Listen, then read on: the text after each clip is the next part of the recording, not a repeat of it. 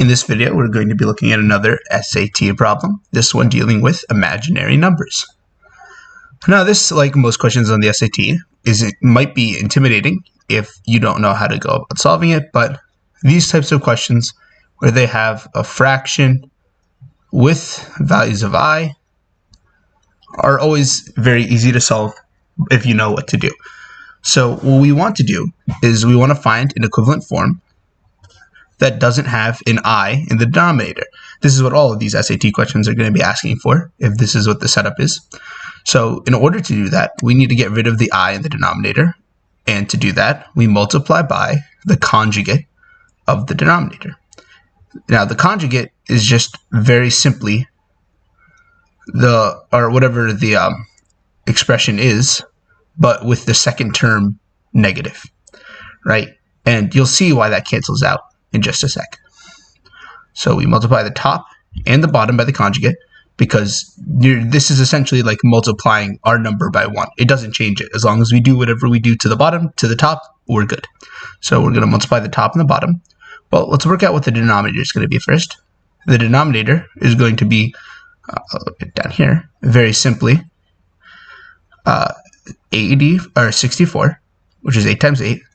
The middle terms will cancel because we'll have negative 2i times 8 and positive 2i times 8.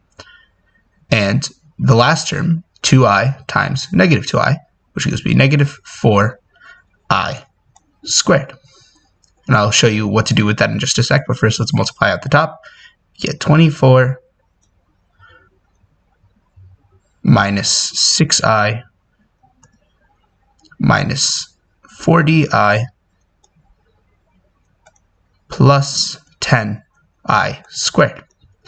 And we know I is defined as square root of negative 1. So I squared is very simply just negative 1.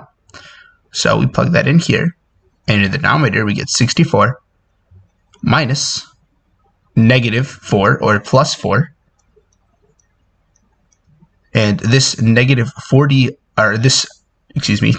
squared becomes negative 10. So we have 24 minus that 10. And then we can combine our I terms to be 46i. Now if we simplify, we get 14 minus 46i all over 68.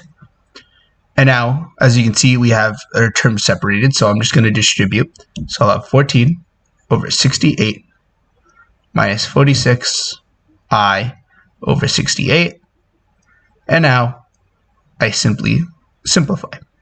So the greatest common factor here is 2. So I get 14 divided by 2 over 68 divided by 2. And here, the greatest factor is, well, it looks like 2 again. So I divide the top by 2, I get 23i, and the bottom by 2 to get 34. And if we look, that is the same as option C. So that is going to be our answer. Hopefully you guys found this helpful.